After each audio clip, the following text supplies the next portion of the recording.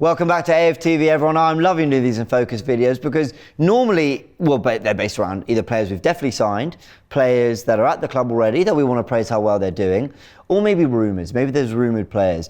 But I've been sat here doing in focus videos on players that are legitimately looking like real targets that Arsenal are trying really hard to sign. And the fact that Roméo Lavia is another one makes me really happy. I think he's a really talented young player. I want to talk about him in this video now. But while I think he's supremely talented, and here's a little bit of a spoiler alert, while I think he's supremely talented, and I love the idea of a player as talented and as promising as Lavia being at the club, these videos aren't just about understanding the player and talking about why we think they're very good.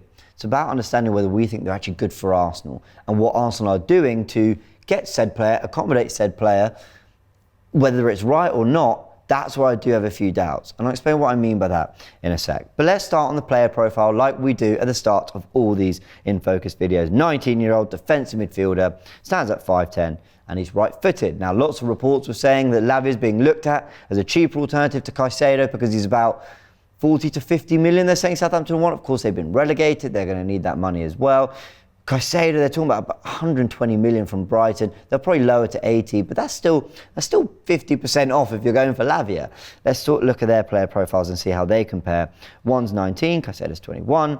Both defensive midfielders, 5'10 and 5'9, and they're both right-footed. So, okay, just in a basic profile, they seem fairly similar in that sense. But actually, when you look at some of their Premier League stats, they're pretty similar as well in terms of, well, Lavia's made 29 appearances, Caicedo's 45. That might sound like 16 appearances more, but it's only 600 minutes more football he has played, which I think tells you a lot about, the way kind of Caicedo's made a lot of appearances, whether it be on the bench or been rotated in and out, because Brighton have their rotation policy. But when Lavia's been at Southampton, of course, he was signed as a youngster from Manchester City. There's a lot of promise around him. He arrived with Bazunu, Edozie, a few others who I think were part of the Man City Academy. They arrived, and Lavia did really, really well and has done all season. But he's played a lot of minutes for Southampton. And there you go, only 600 less minutes than Caicedo. So how much more experienced is Caicedo than Lavia really? I mean, he played the World Cup, to be fair. Caicedo, that's a big thing. And I think he's just played in a better team that has, played at Wembley in a semi-final, for example. So he is more experienced, don't get me wrong. But I think the fact that one's 19, the other's 21, I think maybe skews quite how much more experienced Caicedo is. But I think that is interesting to know. We've listed there that, Caicedo's got 2 goals and 2 assists in the Premier League. Lavia's only got the 1 goal. Let's look at some of Lavia's numbers, though, because Lavia, in fact, before we do, I just want to talk about Lavia, the player, because Lavia, he's a very silky footballer. I mean, I really enjoy watching him. And I haven't watched all his games, but whenever I've seen him, particularly in some of those big away games, which I'm going to talk about in a little bit, he's always just looked really impressive, very comfortable on the ball, uses his body well, he's progressive, he wants to get up the pitch, he wants to get the ball forward, he's a committed tackler. There's a lot of things I've quite liked about Lavia, and for such a young age to get to Southampton, team have struggled all season, and sort of actually show himself off a lot and really impress. I think it just says a lot about how talented he is. But let's look at some of his FBref numbers compared to Caicedo and to Thomas Partey, because that is the player that reportedly could be leaving to make way for Lavia. We're hearing that apparently Partey, well, there's mixed reports about whether he wants to leave or what's quite going on. It's a strange one. I don't think any of us thought that we were going to this summer talking about Thomas Partey leaving, but he could be. So let's have a look at how Lavia compares. What I've got here, the numbers in bold, are the numbers that I don't think are really affected by what team you play for. Of course they are to a degree, but certain things like key passes and progressive passes, I've given you the numbers there so you can look, you can see how they compare, and we'll leave this graphic on the whole time I'm talking. But my point is that, that is also like a key pass, a progressive pass. It also depends on how progressive your team is, how much you attack, all these things matter. Other things though, pass completion in general shouldn't be skewed too much, because ultimately that's what you do when you have the ball. And his pass completion's up there. I mean, it's still behind Caicedo and Partey, but there's not a lot in it. His short pass completion, very good as well, just behind the other two. Medium pass completion, joint with Caicedo for the best. And his long pass completion is very decent as well at 73%. He ranks very high in the Premier League for that. Yes, Caicedo and Partey have better numbers, and Caicedo's numbers are supremely impressive. Lavia is up there on the right side the percentile ranking, as we say when we look at these FBref numbers, he's on the right side of these Premier League numbers. You know, he's very good for defensive midfielders. A few other things he comes out on top of, though, on top in some of these numbers, missed controls. Obviously, you want to be closer to 0. That means you don't miscontrol it at all in a game. 0.97 to Caicedo's 1.12 and Partey's 1.20. He also comes out on top for fouls drawn. I said earlier, he uses his body well, and he does. He knows how to win a foul. Xhaka's brilliant at that, isn't he, as well? You know, that ability to just go, right, there's nowhere to go. I'm just going to put my body in the way. Feel contact, down I go. He's very good at drawing fouls, and he's also very good at not committing them. 1.13 fouls per 90 compared to Caicedo's 1.86 and Partey's 1.34.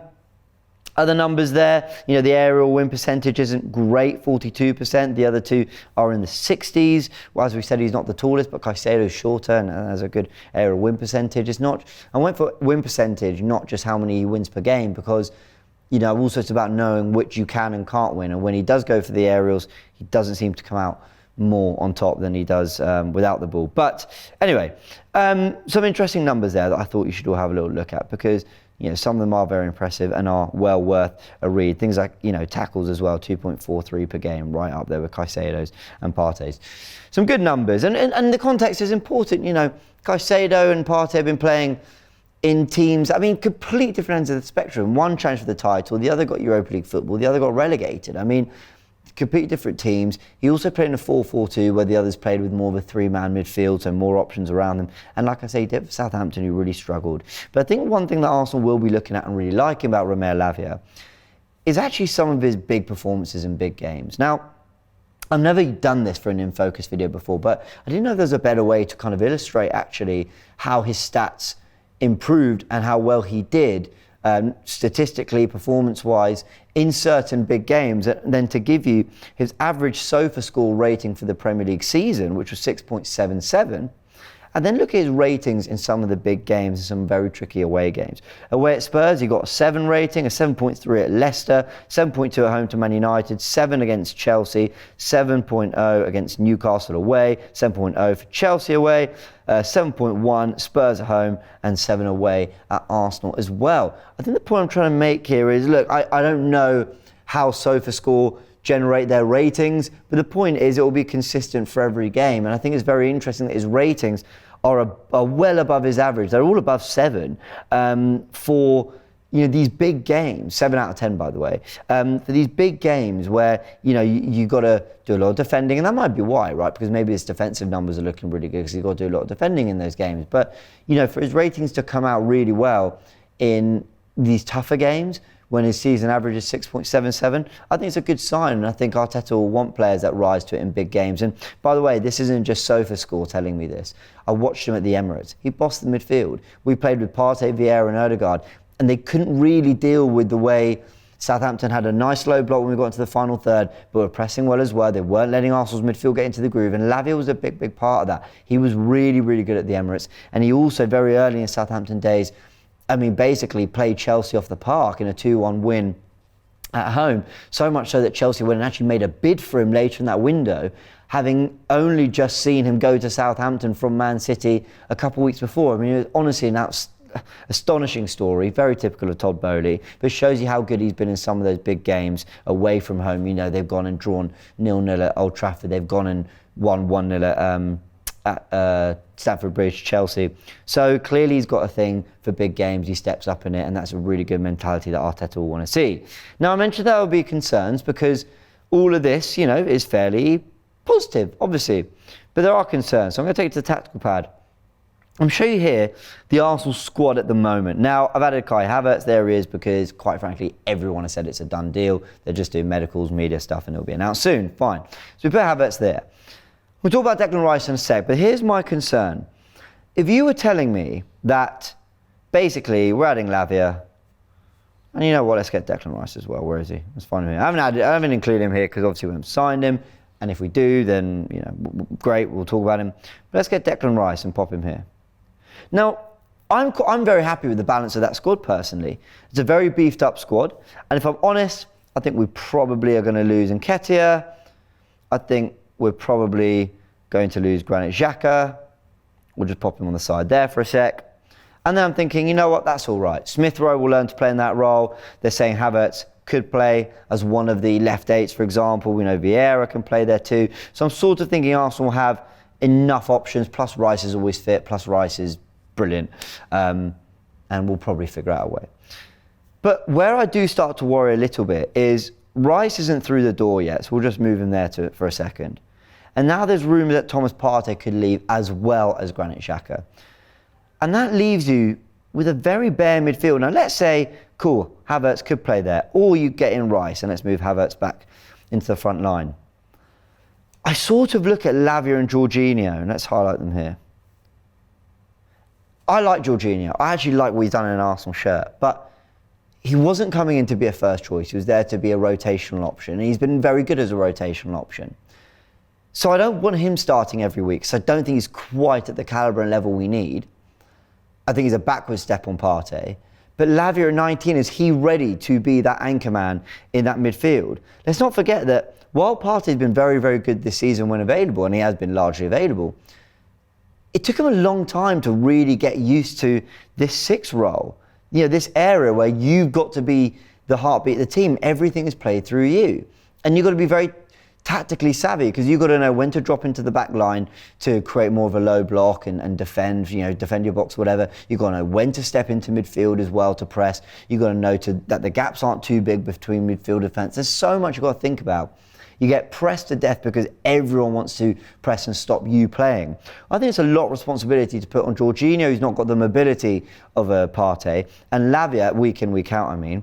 And Lavia is only 19 years old. So I have serious concerns. And if Rice does come in and plays as a 6, I'm thinking, great, but Lavia's not an 8. So there's still something not right about the midfield there. So does Granit Xhaka, who we took out earlier, potentially stay? And then your midfield is maybe looking something like this. Well, actually, no, let's move Rice back. And then maybe it's Xhaka, and then Rice can play as an 8 if you have to. Maybe, but I'm a bit worried about it, I have to be honest. And this is what I said at the beginning of the video. We're going to talk about why we like Lavia and why some of his numbers look good and why I'm very impressed with him as a player. And we've done that. But when it comes to rebuilding Arsenal's midfield, is this the right way to go? If you told me we had just Rice and Jorginho there as our 6s going into next season, I'd be okay with that.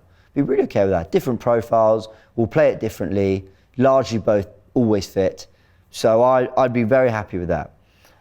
But then the next midfield acquisition, because we know there's going to be one, or we think there's going to be one anyway, I think has to be a number 8. I think it's got to be someone who will more naturally play where Xhaka has been playing last season. So they either come in for Granit Xhaka, or Granit Xhaka's asked to stay. Ideally both. Ideally Xhaka stays and someone else comes in as well.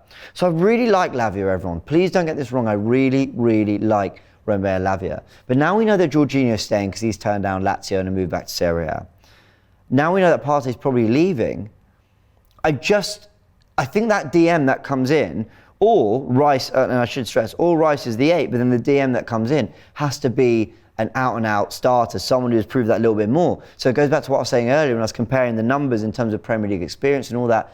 Caicedo has shown, though, that he can compete for a team that can get into Europe, that can get to a Wembley semi-final, and has played the World Cup. So do those 2 years and 600 minutes of extra football make Caicedo just a better option in that sense?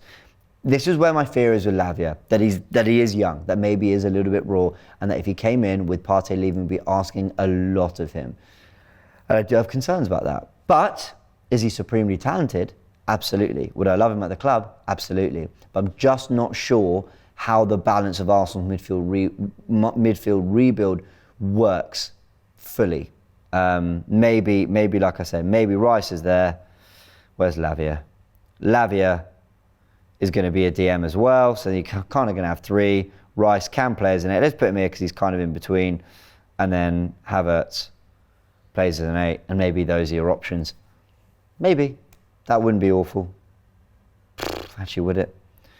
Do you know what? I wouldn't be convinced by that. I wouldn't be convinced our midfielders move forward if we lost Partey and Xhaka and replaced them with Rice, Lavia and Havertz. I think there's potential, but yeah, I'd have my concerns. So those are my thoughts, everyone, on Roméo Lavia. Hope you've enjoyed this in focus. Let me know your thoughts in the comments below. I think this is a young player who's shown an appetite for a big game, is incredibly silky on the ball, understands his defensive responsibilities, can go to big grounds and command the ball and control games and dictate and play his football. And that is the kind of character I think we want at the club. But it can't be the only acquisition in midfield, and I don't even think just Rice is enough as well. I think we need to add a little bit more and get that balance right. Let me know if you agree, hit the like button if you enjoyed, and I'll see you very soon. Shop for AFTV merch at shop.aftv.co.uk. Subscribe to us on YouTube. Follow us on Instagram, Facebook, Twitter, TikTok, Snapchat and Twitch. We've got content for every platform, so check it out.